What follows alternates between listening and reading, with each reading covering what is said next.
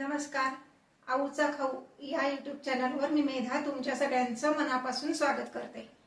रवा म्हणलं की त्याच्यापासून आपण उपीट करतो, शिरा करतो, पण तसाच अजून एक पदार्थ रव्यापासून आपल्याला करता येतो.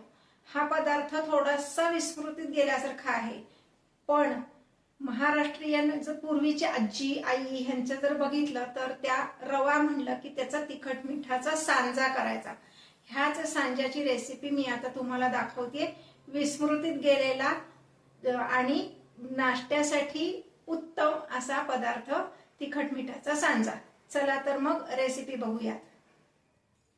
आता आपण रेसिपीला सुरुवात करतोय. इथं मी गॅसवर एक कढई तापत ठेवलीये. आता मात्र मी मुद्दाम हिंदलियमची कढई घेतलीये, कारण हा रवा भाजायला थोडासा वेळ लागतो. स्टीलच्या कढईत तर करपू शकतो म्हणून. हा रवा भाजताना कंपल्सरी फोडणीतच भाजायचा आहे.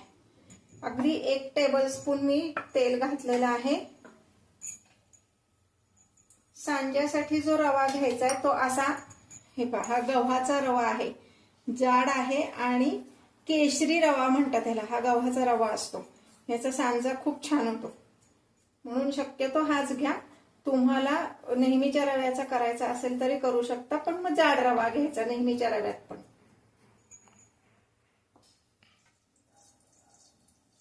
अगदी थोडीशी मोहरी घालायची.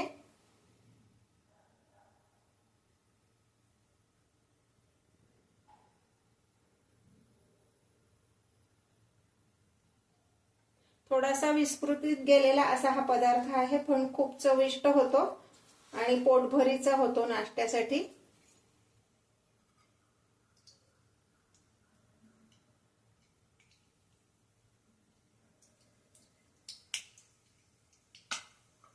मोहरी तडतडली की त्यामध्ये पाव चमचा जिरे घालायचे. अगदी पाव चमचा हिंग घालायचा आहे आणि पाव चमचा हळद घालायचे. आणि आता ह्यामध्ये आपण हा रवा सगळा भाजून घेणार आहोत.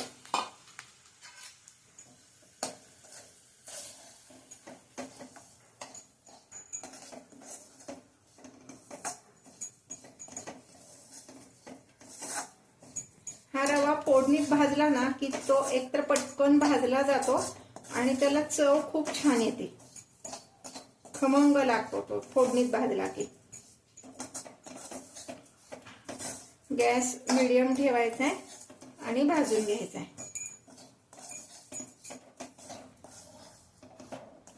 हे पहा, आता हा रवा आपला भाजून झालेला आहे. हा कसा ओळखायचा, तर इथे काही रंग बदललेला तुम्हाला कळणार नाहीये, कारण आपण ह्यात हळद घातली तरी सुद्धा कळतं थोडस बारकाईने पाहिलं तर. पण साधारण 7 ते 8 मिनिटं मी हा भाजून घेतलाय आणि ह्याचा खमंग वास सुटलेला आहे आणि तो असा हलवताना आपल्याला हाताला हलकं जाणवतं. आता मी काय करणार आहे, हा जो भाजलेला रवा आहे हा एका ताटलीत काढून घेणार आहे. हे पहा, ह्या भांड्याने मोजून मी 1 भांड रवा घेतला होता. ह्याच भांड्याने मोजून मी 2.5 भांडी पाणी वेगळ्या पातेल्यात दुसऱ्या गॅसवर तापत ठेवलेलं आहे. आता इथं पुन्हा आपण फोडणी करणार आहोत. मगाशी फक्त 1 टेबलस्पून तेलाची फोडणी आपण केली. आता पुन्हा मी 1 टेबलस्पून तेल इथं घालणार आहे. मगाशी दोन्ही का घातलं नाही 2 टेबलस्पून, कारण मग तो रवा भाजला जात नाही नीट, म्हणून 1च टेबलस्पून तेल घालून त्या फोडणीत मी रवा भाजून घेतला. पुन्हा तेल तापून द्यायचंय मीडियम गॅसवर.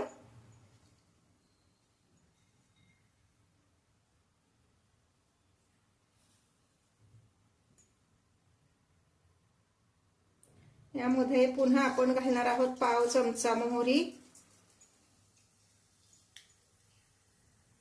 3-4 कढीपत्त्याची पानं, 2च मिरच्या घालायच्या.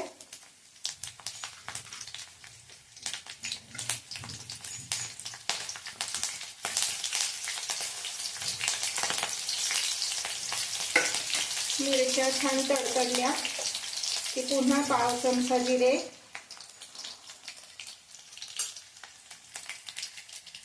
पाव चमचा हळद घालायचे आणि एक छोटा कांदा बारीक चिरलेला घालायचा आहे, अगदी छोटा.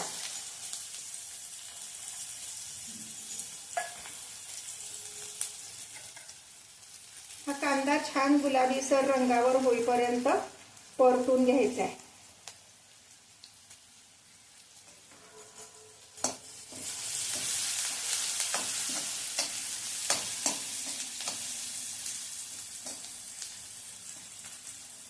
कांदा जरा परतून झाला की त्यामध्ये मी हिंग घालणार आहे,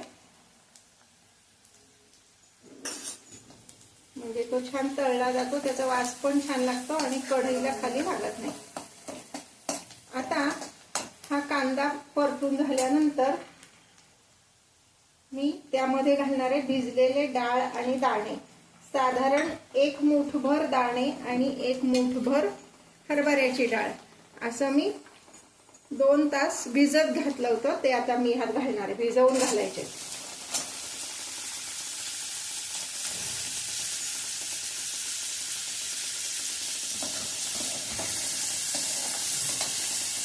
किंचित परतून घ्यायचे म्हणजे त्याचा कच्चेपणा जाईल.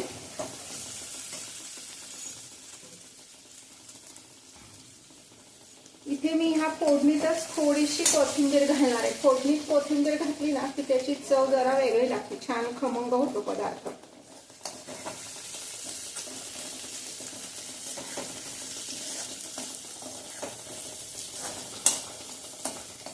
आता हे छान परतून झालेलं आहे.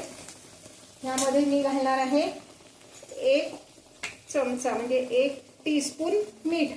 चवीनुसार तुम्ही कमी जास्त करू शकता.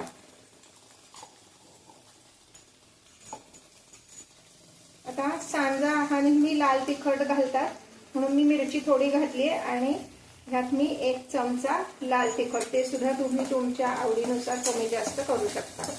इकडे पाणी उकळलेलं, मी गॅस बंद करते आणि त्या पाण्यामध्ये मी लिंबू पिळणार आहे.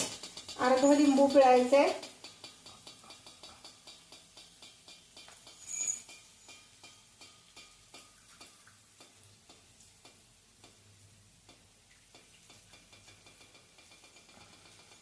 पाण्यात लिंबू का पिळून घेतलं ते पण मी तुम्हाला कारण सांगते. आपण असं ह्या मसाल्यामध्ये किंवा रव्यावर जर लिंबू पिळलं ना तर ते कडवट होतं. वेळेस ते पाण्यात मिक्स करून जर घातलं तर पदार्थाची चव बदलत नाही, लिंबाचा आंबटपणा छान लागतो आणि पदार्थ कडवट लागत नाही. हे पाहता, ह्यामध्ये मी हा भाजलेला रवा सगळा घालणार आहे. या पदार्थामध्ये साखर अजिबात घालायची नाहीये. हे आहे, आता मी व्यवस्थित मिक्स करून घेते.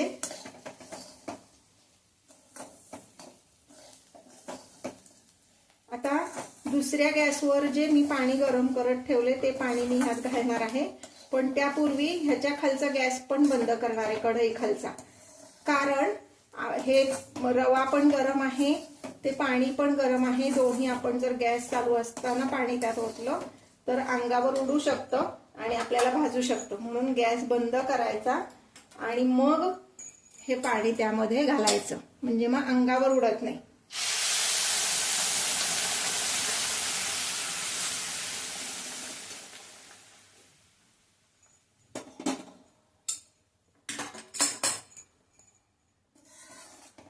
हे व्यवस्थित मिक्स करायचंय आणि आता ह्याच्यावर मी झाकण ठेवून ह्याला छान वाफ काढणार आहे. आता पुन्हा गॅस चालू करते.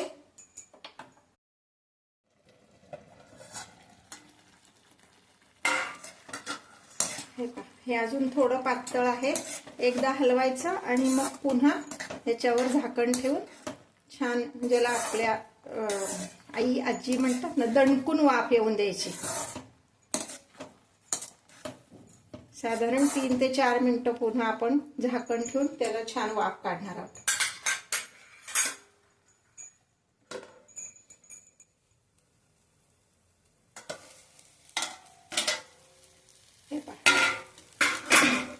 छान अशी याला वाफ आलेली आहे आणि असा मस्त मोकळा असा हा सांजा आपला तयार आहे. यामध्ये तुम्हाला हवं तर तुम्ही मटार किंवा सोलाने म्हणजे ओले हरभरे पण घालू शकता।